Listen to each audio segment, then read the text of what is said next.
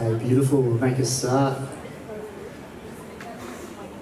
Firstly, introduce myself. My name is Rob Peterson. My role here at the school generally is Year 11 Dean of Students, but currently also acting as Deputy Principal. So I'd like to welcome you here this evening. I know it's been hard getting face-to-face with parents in particular, and that's something that we've certainly missed here at Miami, but this evening is something that's going to be valuable for you.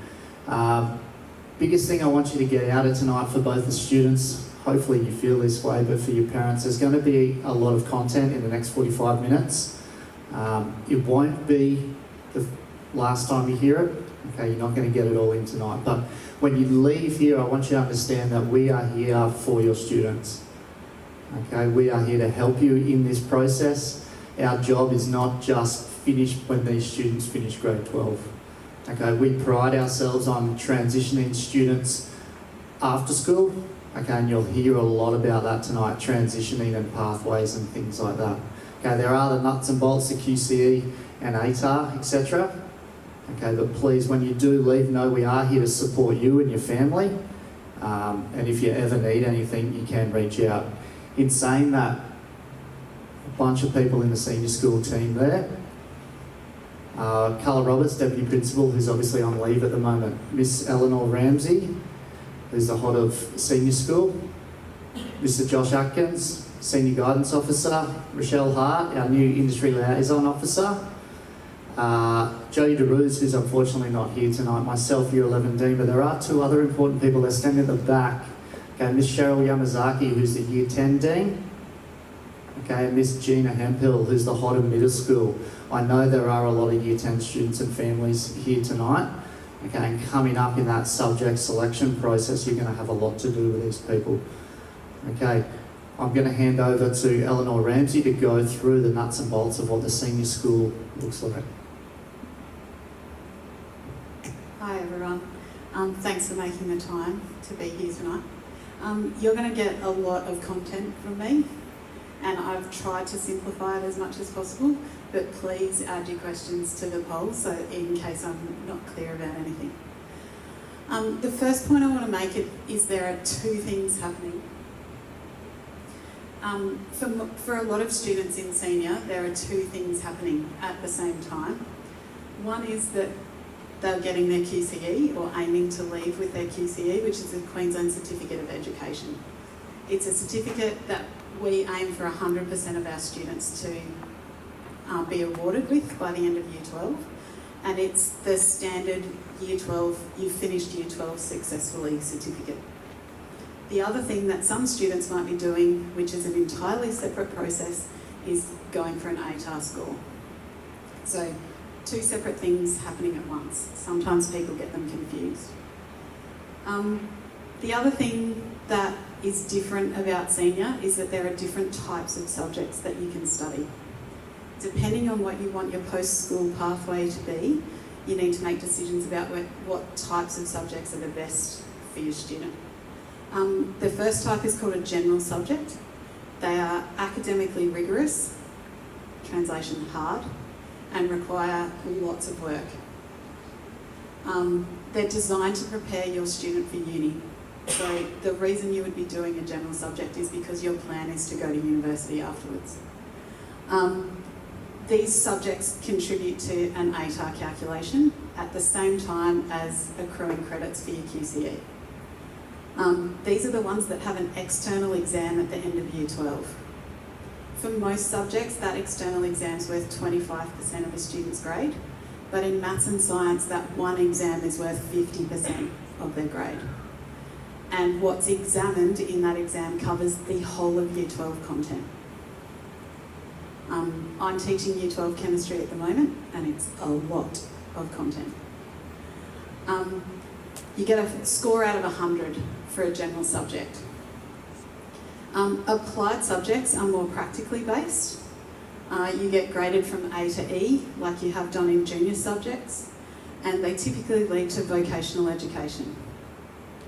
And we also offer some certificate level courses, which we call VET, that stands for Vocational Education and Training.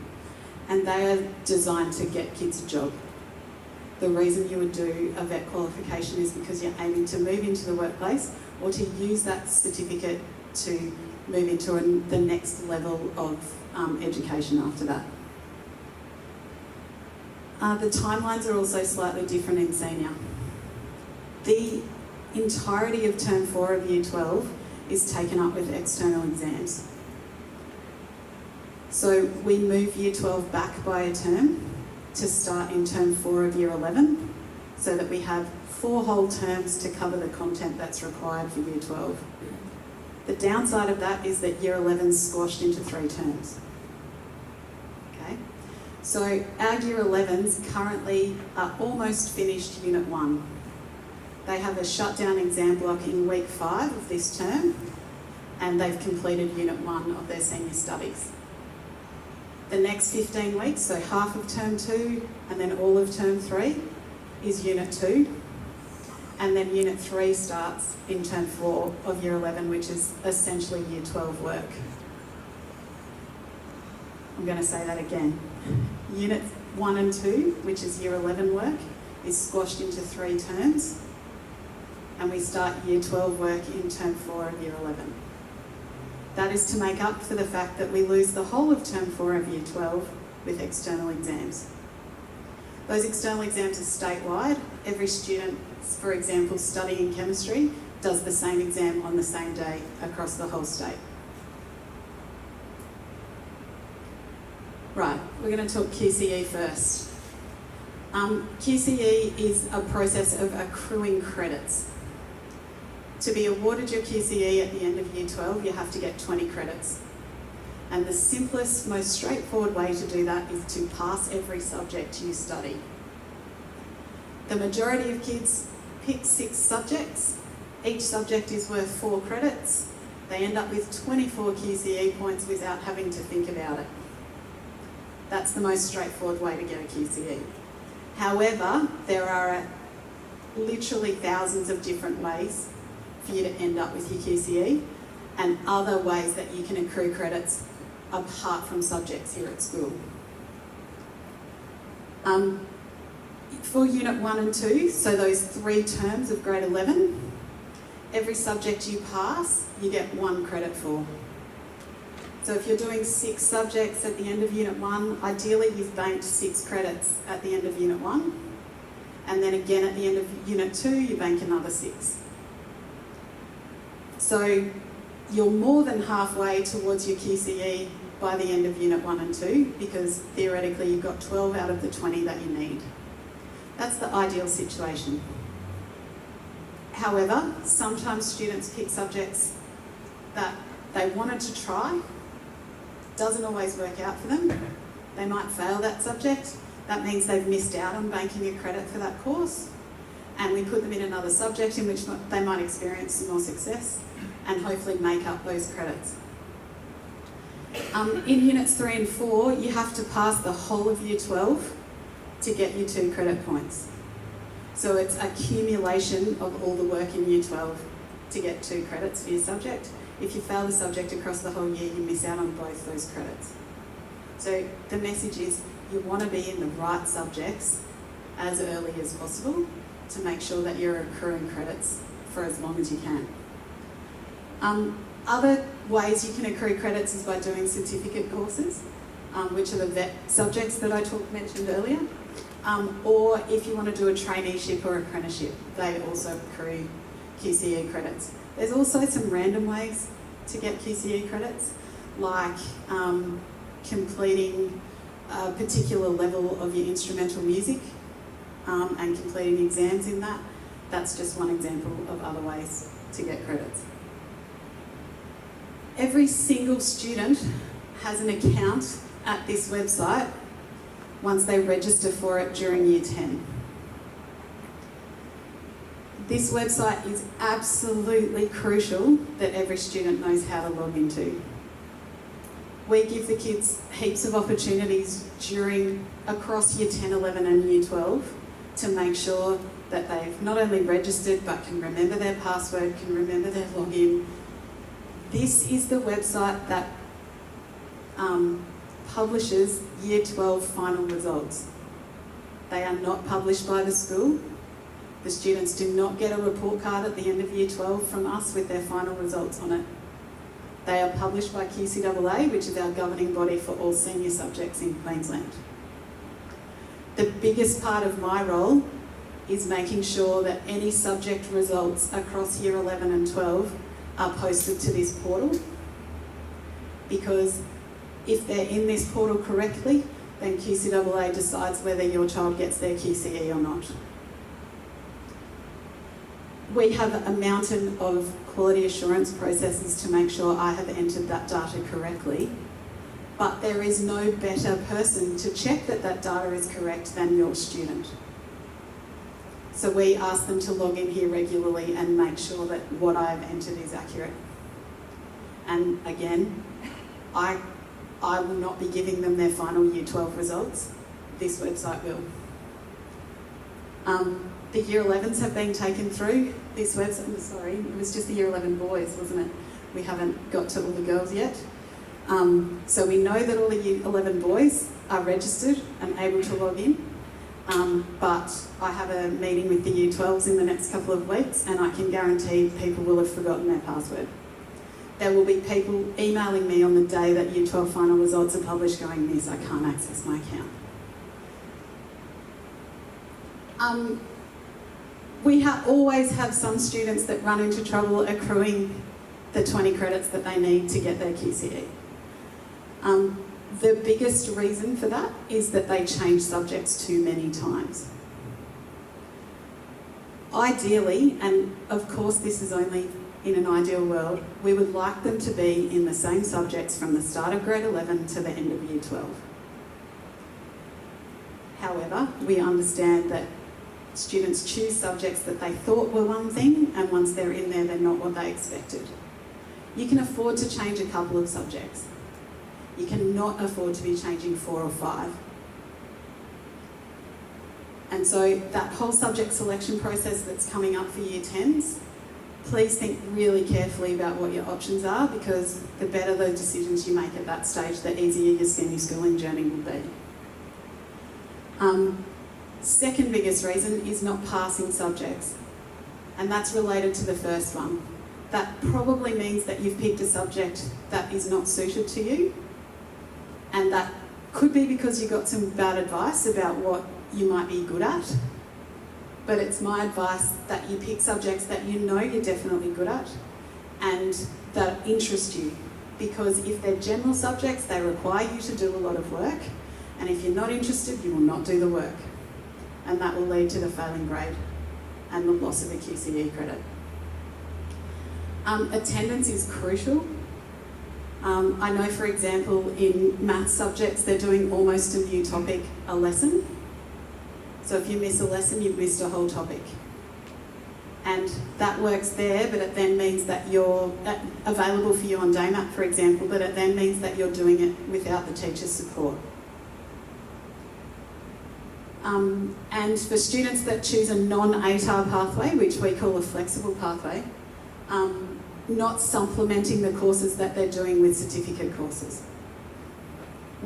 Our goal is for every student to leave here either achieving an ATAR score or having completed some kind of certificate course that might help them move into further study or get a job when they leave school. Right, ATARs, completely separate from QCE. ATAR is the score that gets you into uni.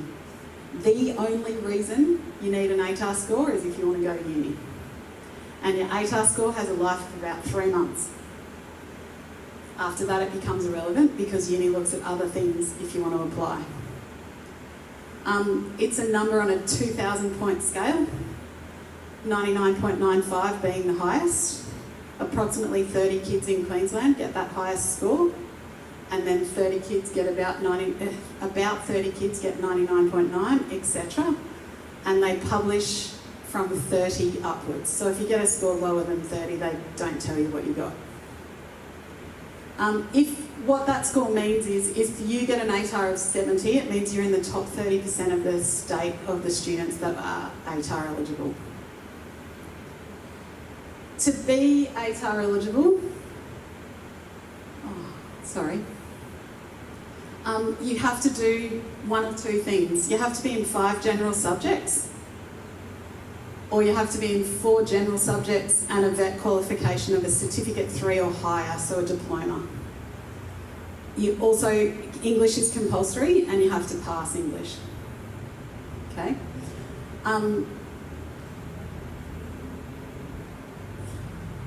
Sorry, I lost my train of thought. Your top 5 subjects are what count towards your ATAR score calculation. So we're expecting that students are doing 6 subjects. The best way for you to get an ATAR, if that's what your goal is to be doing at least 5 general subjects out of those 6. If you're doing 6 general subjects, the top 5 results will count after the subjects are scaled.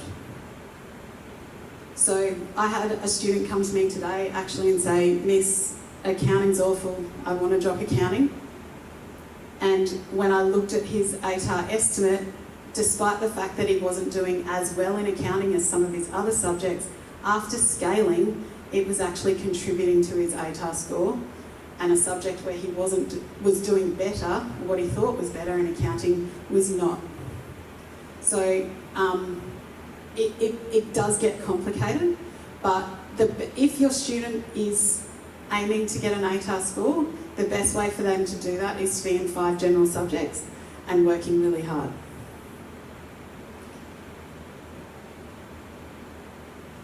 An ATAR of 63 or higher is what we consider viable. ATARs lower than that, unis for the last 2 years, unis haven't had any courses that they're accepting students that have had an ATAR lower than that. That's about equivalent to an OP of 15 in the old system. To get a score of 63, you have to realistically be getting all A's and B's. You can get away with maybe 1 C if you want to be in that range. I do ATAR estimates halfway through Year 12, so at the end of Unit 3, based on the first 2 pieces of assessment that students have done, just to give them a ballpark about where they're heading. Lots of scholarships require an ATAR estimate to be on the application. And also we can work out which subjects are contributing the most and which ones that you should be working on hardest in the lead up to external exams. I'm going to hand back to Mr. Peterson. Thanks. A lot of work in the senior school. Okay, I've come from Year 10 with my cohort all the way through, and the biggest thing they do notice is the increase in the workload both inside the classroom and outside of the classroom. So that's definitely something to consider subject selections. Look, ATAR is one thing, but it's not for all students here at Miami High School. Okay, so with the senior school comes a lot of extra work, but also countless opportunities, and I mean countless. Some people in the room are taking part in some of these, which is awesome. Okay, but for those people at our school that aren't on an ATAR pathway for a university entry, we call that a flexible pathway. Okay, that is where they can study those applied subjects, okay, and hopefully also combine them with some other qualification that is going to help them transition post-school. Okay, I'm a parent, it scares me to think that a student might finish school, wake up the next day thinking, what is next? Okay, we'll talk about that as we go through as well. There are countless opportunities, and this is where this lovely lady Ray comes in, because a lot of her work, or most of her work, is in that school-based, the last stop point, school-based apprenticeships, traineeships. Okay, Year 10 and above are eligible for those. But when we're also talking about subject selections, there are qualifications noted there as internal that we offer through school, okay, and then external opportunities. Miami is a school that is more than happy to have its students off campus. Okay, that might mean one of those external opportunities might be a pre-apprenticeship course, okay, in any of the trades, in hospitality, hairdressing, okay, plus there are countless certificate courses offered through not just TAFE but private institutions as well. So what that might look like for a student here on a flexible pathway, they might be here in grade 11 studying their their applied subjects, or a mix, not ATAR eligible, but we strongly encourage them to enrol in a certificate course. Okay, the pros are on the next slide over. The internal ones that we have here at school, okay, are delivered here at school on the school timetable or as close to as possible. And they're listed there: Diploma of Business, Cert 2 in Health Services, Cert 2 in Outdoor Rec, Cert 3 in Fitness, etc. Okay, so your student, if they're on a flexible pathway, could be studying applied subjects or a mix, okay, also enrolled in that Cert 3 in Fitness because they're interested in progressing into the fitness industry when they leave school. Okay, and that will give them an industry standard qualification that they can use. Super important. School-based traineeships and apprenticeships. Okay, from grade 10 for those traineeships, and they all vary. Every industry, I've listed some there: Cert 3 in Business, hospitality, events, trade apprenticeships, but that is constantly changing. Okay, they used to be, when I first started here, very hospitality based, and so a lot of students have a stigma around, I don't want to do a traineeship because it means you work in a coffee shop. Okay, they're looking at it in the wrong way. They're looking at the vehicle. Okay, the coffee shop is a vehicle to get them their Cert 3 in Business, which is an industry standard qualification that they can then progress with or use to their advantage for something else. Okay, very important that you are aware of those opportunities. Now, I mentioned at the start, awesome team here, okay, and Ms. Hart works so closely with the students who identify this as being maybe a possible area, okay, to not only go and liaise with RTOs and training organisations, etc., but then to meet with the student and try and find something that might interest them. Time frames change. Childcare, for example, is a large amount of contact hours for that traineeship, whereas others are quite short, but we don't need to delve into that today. It's more important that you understand there are countless opportunities for students, and we have a lot of trade-based students come through Miami. Okay, if you're interested in a trade, more than happy for you to start from grade 10 onwards and maybe having one day off a week to either go to Currumbin Trade School or up to TAFE at Ashmore, and you can study your Cert 2 in Electric Technology, Cert 2 in Automotive, Cert 1 Construction, all of those, okay, while still studying here at Miami High. Okay, the benefits of that. There's that word again, transitioning after grade 12. Okay, things like apprenticeships and traineeships give a great transition for a student once they leave our gates to then just continue in that path. Contribute to the QCE. So Ms. Ramsey spoke about accruing QCE points. Okay, these qualifications, depending on what level they are, okay, will give you some of those QCE points. Now, here's one that's very interesting. Cert 3 or higher qualifications may give direct entry to university without need for an ATAR. Massive disclaimer on that because that is constantly changing. Okay, and that changes. Mr. Atkins will let you know probably minute by minute. But at this stage, because of university entry requirements, there are students that are being accepted into some courses at some universities with a Certificate 3 or higher. Okay, so that is another way that you can talk about university entry. Another one, super important, is those work placement employability skills. So getting a student outside of the classroom to go and work in a workplace. We just recently signed up a student after much negotiation for a Cert 3 in events. Okay, she's now working for an events company 1 day a week. Out of that, she'll get a qualification, but the company is that happy with her performance, they're probably looking at offering her work, etc., post-school. Okay, so those opportunities are there for you. We do track the students super close at this school, so we sort of know where they're at and what's going on. Okay, so we do come across students and offer, but the best thing to do is to liaise with the team if that is something that might interest your student. We're happy to liaise with the parent. Our preference would be, and that's about an employability skill, is to come or have them come see the team, have a conversation about that. Ms. Ramsey. Okay, there are a couple of exam shutdown periods that happen across the course of Year 11 and 12. In Year 11, like I mentioned earlier, our Year 11s are going into shutdown in week 5. We're currently in week 3, so a couple of weeks away. And then again at the end of Unit 2. That doesn't mean every subject they do has an exam, but it does mean, I believe the exam timetable was posted today, and so the subjects they have exams for, they come only for those exams, and there's no normal classes for the week.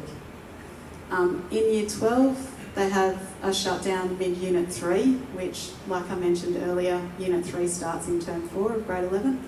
They have shut down the last week of school of Year 11, and then not another shutdown until we do trial exams, which are practice external exams. They don't count for anything except the fact that they're practicing an external exam, and you can't underestimate the value of practicing those exam skills.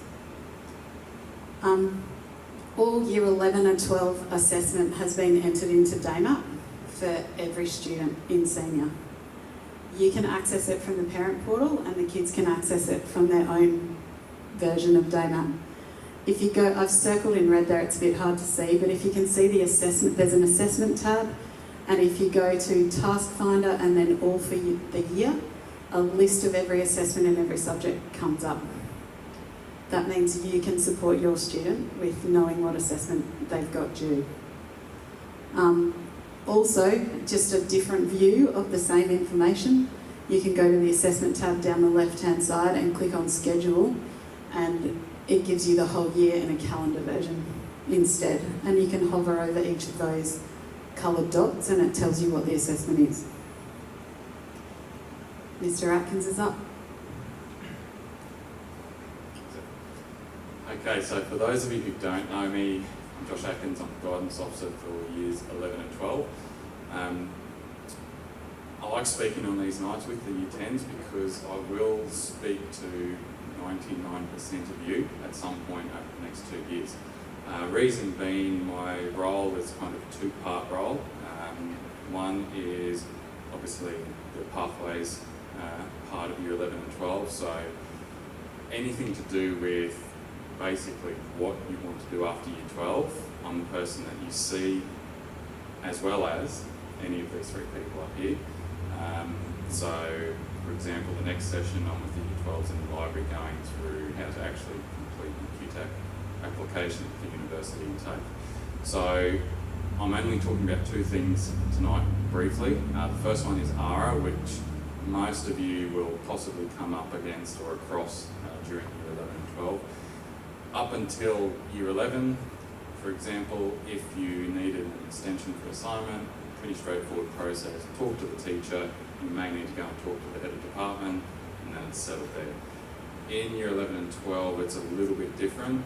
It does get a little bit confusing because it changes from Year 11 to Year 12 as well. In essence though, the paragraph up the top there explains what ARA is, access arrangements and reasonable adjustments. So it's looking at what adjustments we can put in place for assessment, that's assignments and exams for students. So your traditional ones would be an extension on an assignment. You may be entitled to extra time or rest breaks during exams, or you might use a computer or have a scribe for an exam. So the way that I guess differs in Year 11 and 12 is I always use the example of students who have dyslexia.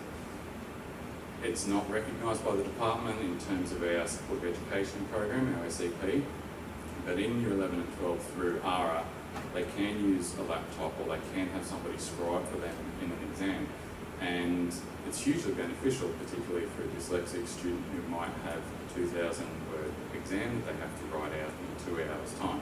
So that's just one example of ARA. There is an exhaustive list of all different types of ARA for different disabilities, different circumstances. It doesn't have to be a disability. It could be, the house is gone and floods, or there's all types of things that it could be. But essentially, if you need any type of adjustments to assessment, it needs to go through the ARA process. And I'm lucky enough to be the only person in the whole school that coordinates all of those for Year 11 and 12. So it's great for the students because you only have to see one person, but it keeps me pretty busy. The second thing, or point down the bottom there that I wanted to make note of, was supporting documentation. So ARA itself is essentially guided and monitored by Queensland Curriculum and Assessment Authority in Brisbane. So for Units 1 and 2, or Year 11, it's an in-house decision, so I make that call based on whatever supporting documentation you give me. In units 3 and 4, I can approve some ARA, but then for other ARA, I have to apply it to the QCAA in Brisbane. And they're pretty black and white with supporting documentation. If you haven't got any, they won't approve it. So if you're thinking that you may need ARA, please see me sooner rather than later, because it is a bit of a process. The reason it's so important is because of the potential flow-on effect if you don't come and see me to get ARA. So if, for example, you miss an exam, you don't come and see me, you don't give me a medical certificate, the teacher can't let you sit the exam next week when you're back. It doesn't work like that, unfortunately. Flow-on effect from that is you won't get graded.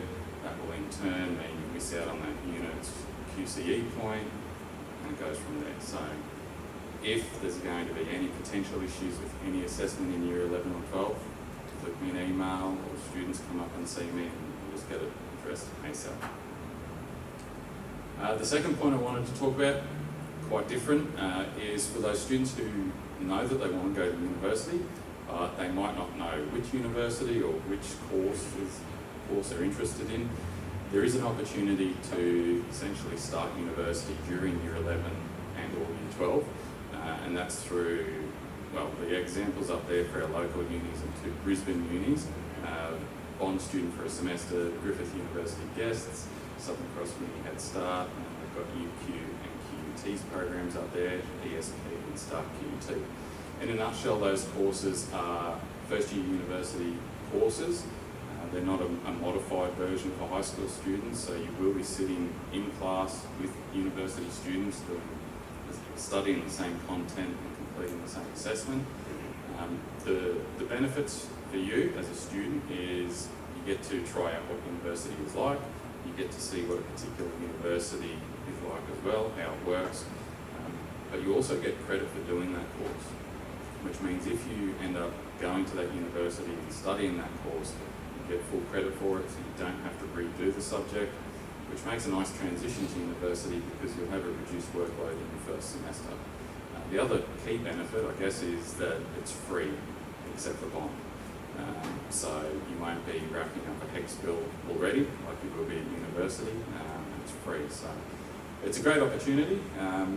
You do need to balance that with your work here at school as well. Timetable-wise, it's usually pretty good. A lot of the university's courses are online now. It's just balancing that workload of 6 subjects here and the course. If you do really well in year 11 and we're not worried, or Ms. Ramsey's not worried about your QCE, we can have a discussion about picking up a study line.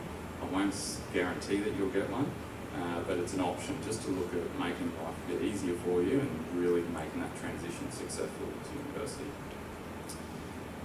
In terms of slides, that's all I needed to talk about tonight. I just wanted to mention one thing before I hand back to Rob, is set planning. So you would have received an email from me, you might not have read it, talking about Year 10 set plans. So in a nutshell, the set plan process commences in Year 10, continues in Year 11, and then finishes in Year 12.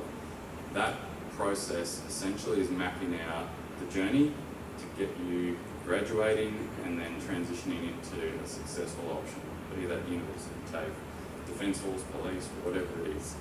Half of the Year 10 cohort have completed their Year 10 part of the set plan. The other half will start next Friday.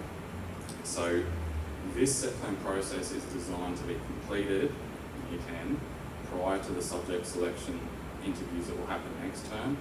And hopefully you'll come to those interviews with some sort of an idea of what direction you might want to head down in terms of study, and it will just make the interview a lot easier and also provide you some information that is very handy to have coming into those interviews. So parents, when you get a chance, ask your child if they have done their set plan, and most of them will probably either look at you with no idea what you're talking about, or they should hopefully have an idea. If they haven't done it, don't stress, it's not the end of the world. I will send you another email outlining what they should hopefully have done, and you can have that done in time for the interviews next time. That's it for me for now. I'll hand back to Robin.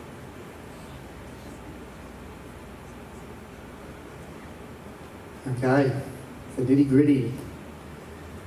Best part about moving into the senior school, okay, is it's no longer the compulsory phase of schooling. Okay, year 11, there's a lot of other rules that go with it, but the commencement of year 11 we call compulsory participation phase of schooling. Okay, and I'm not saying that in a negative way, but with that comes a whole vast array of expectations, which the school attempts as best we can. We do quite a good job here at Miami High to enforce as we go through the junior years, but it really comes down to the crunch from year 11 onwards. So I've just put some things up there, such as attendance being a key indicator. 95% is very important, not just for what Ms Ramsey's mentioned about success, but also meeting the requirements of this stage of schooling. Okay, also students' expectation being engaged in all those lessons, following the expectations school code of behaviour. Okay, I will let you know that if students in the senior school, in this phase of learning, okay, aren't meeting those expectations, there is a process that the government makes us follow. Okay, their theory is that if a student's not meeting those expectations, maybe it's our fault, maybe we're not providing this student with an education, is there somewhere else they prefer to be, etc., etc. Okay, that happens very rarely at Miami. Okay, but there is a change in the requirements from what the students need to deliver. Okay, in saying that though, for a whole array of reasons, okay, there are a huge amount of opportunities for students to transition prior to the end of grade 12. Okay, key word I've used there is transition. Back in some of our era, or before that, they'd call that dropout. Okay, that is not what it is. Okay, it really does a student injustice to sort of use that language, okay, because some of the options out there nowadays are unbelievable. Okay, and school, traditional school, the model we have at Miami, as your student gets older, or perhaps you're already thinking that's them now, that's fine. Okay, as a school, we are happy to work with you, okay, to talk about these options. Some of the options I've put up there, because in my work in the last probably 18 months, that's a list of where we've assisted families transition to students, okay, and haven't heard any negative feedback. So some of those things up there, Josh just mentioned university courses. We had a student who did Diploma of Business early in grade 10. She's in year 11 now, she's at university. Okay, she's no longer enrolled, transition there. That's a rarity. TAFE full-time, okay. For some students, it helps to narrow the focus instead of studying those 6 subjects they have, and I have 2 students that left at the end of last year. They're enrolled in Diploma in Nursing at TAFE in the brand new facility at Southport, okay, and they study that. The benefits we'll talk about in a minute. Apprenticeships and traineeships, not the ones that are studied here at school, we call those school-based. This is a full-time. Okay, had a student last week, full-time apprenticeship in tiling, so he's left school, that's his transition. VLC, Mob, Busy School, Distance Ed, they are just alternate schooling models, okay, designed to meet a certain type of student who may not fit the traditional mold. Okay, I could talk all day about all of those, but that's all you need to know. When it comes time to have that conversation, if you wish to, okay, we have the experts here to either make the introduction with these places or to have that conversation with you. Some other ones there, Australian Industry Trade College or Robina is a big one, I believe, if you're interested in that. They have an open night coming up. Josh sent that to me 2 minutes before I walked in. Gold Coast Trade College, okay, they offer full-time as well. And then 2 others are just area of interest, just to show you some of the private industries that they're happy to take people on. Had a student transition at the end of last year, French Beauty Academy. Okay, she's studying qualifications through them. Okay, and she has a heart set on getting into injectables. That's what they're all into now. And a student last week, National Fitness Academy, up somewhere in the northern end of the Gold Coast, and she's studying Cert 3 and 4 in fitness full time, hoping to use those qualifications to then move on, Diploma of Fitness, and go down that path. Okay, benefits. Oh, sorry, it's not on there. But the benefits of those sorts of things is it can expedite that process for you. Okay, if a student wants to narrow their focus, they can go off and do those things.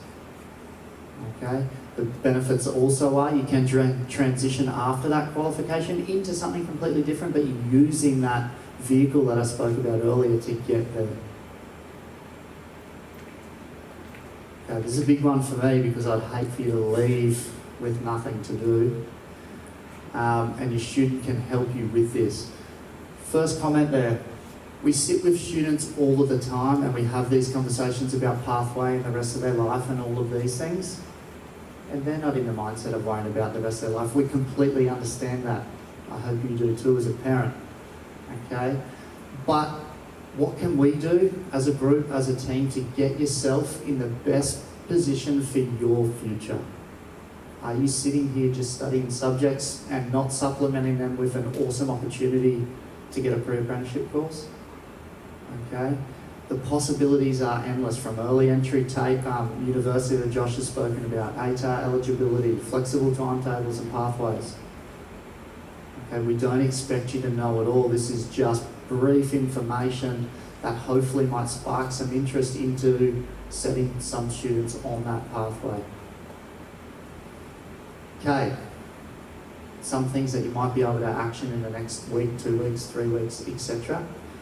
My QCE, okay, Ms. Ramsey spoke about that. Getting on there, if your students in year 11 and 12, the 10s won't have access just yet, you can get on there and have a look at the accumulation of students' QCE points. Investigate that assessment tab on DayMap. Ms. Ramsey's done a fantastic job to put it on there. Ask your student, hey, can you go to your assessment? You can look what is on there. Okay, we haven't got it perfect just yet, but it will be there. Okay, and it's something so you can see, so students can see, so they can map where they are at across each subject. Also a good check-up tool for parents. Next one, speak with people in the know and avoid naysayers and people that don't have your best interests in mind.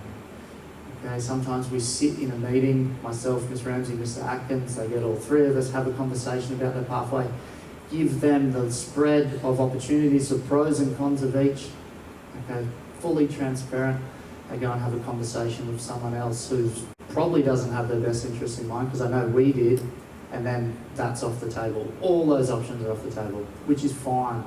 But please be aware there's people's different views on what's going on. School by school is different. I can just honestly say to you that we'll always be 100% honest with you, and if we think it's in the best interest of your student or you as a family, okay, that is something that we might suggest. Okay, that is particularly important when it comes down to subject selection, I know, for the year 10s. Okay, we have people in the school, no one person is an expert, but together, okay, we can solve that and we can help you on your way. And investigate any external opportunities that interest you. Okay, those TAFE options. TAFE Queensland has an absolutely brilliant website. You can pretty much look up any course that you might be interested in. Okay, if there were other ones up there and, oh wow, I might be interested in doing a cert to electrotechnology, come and ask, have those conversations. Okay, that is why we are here. The other one is make an appointment with the guidance officer to discuss further. Okay, probably the best way to do that would be to go through your year level dean, and we can filter Josh's workload because he does get very busy. But more than happy for you to contact Mr. Atkins directly with regards to anything to do with pathways in the senior space. His other half of the role that he didn't mention is also welfare and wellbeing as well. But there's some things that I strongly encourage you to do. Okay, I have seen some people taking photos of this PowerPoint. We were filming the evening, that's broken down, but we will get something out on the school website, okay, with this PowerPoint attached, so you can always refer back to that. I'm not a very tech-savvy guy, but I did see 3 questions come up on the laptop, so I'll answer those, but I'm also super old-fashioned, so if anyone would like to throw their hand up with a question, student, parent, no one, otherwise I'm down to just 3 and left standing here. I'll start with those 3 and see if you warm up. One of the questions was, what is VETIS funding? Okay, it is a term you will hear quite a bit. VETIS funding, vocational education, training in schools. Basically, it's a bucket of money that the government puts towards what they deem to be important industries, okay, and what qualification goes with that. So even better news, some of those opportunities that you saw up there with regards to some of the certificate courses are fully funded by the government. At a Cert 2 level, yes. Fully funded by the government. They will pay for your student if they wish to do this qualification. Okay? They can only access that once, and that's where the school is really important that you're involved in those conversations as well, because we can sort of pre-think what might happen down the track if you access that too early, and it might be something that you're not using. Okay? That was one of the questions. The other one looks like it came from a student, which was good, is how do I get into a diploma partway through the year? Okay, great question, whoever that was. My answer depends on what the diploma is. Okay, for the diploma that we offer here at school, we only offer the one diploma of business. Probably too late, but definitely a conversation you can have with Miss Ramsey. Okay, there are diplomas that are offered at TAFE. For example, I mentioned 2 students that are full-time at TAFE now doing diploma in nursing. We also have 5 students that are studying a partial diploma in nursing, so they're here 4 days a week. On their Friday, they study a partial diploma in nursing over 2 years. Okay, and they'll finish 3/4 of that diploma. They'll transition straight into that after school. So TAFE and other industries, their entry requirements are completely different to ours. But if you'd like to know the answer to your specific question, you'll have to see me so I can get those answers. I can see a few smirks, so I think I know who it was. The other one was linked with the traineeships, and can you do 2 traineeships? There's a whole array of answers to that question. So if you want to dial me up when everyone goes, happy to answer that and talk a bit more about specifics. And that was it, no hands up still. Look, as I said at the start, super important that I can see amongst the room we have Year 10 students, 11 and 12, okay? It's the first time you're hearing it, probably got 50%, okay? That is fine, okay? Just as long as you understand we have the team here to help, okay, in making those decisions. The subject selection process for Year 10 into 11 is super thorough. Better than anything I've seen at any other school. You sit one-on-one with a staff member and go through all these options. Everyone is contactable, not any time, I won't say any time, but school obviously fine, but email now, okay? To reach out and have that conversation. Please don't and ah about which person might be best, because I know we've put a lot of people in front of you this evening.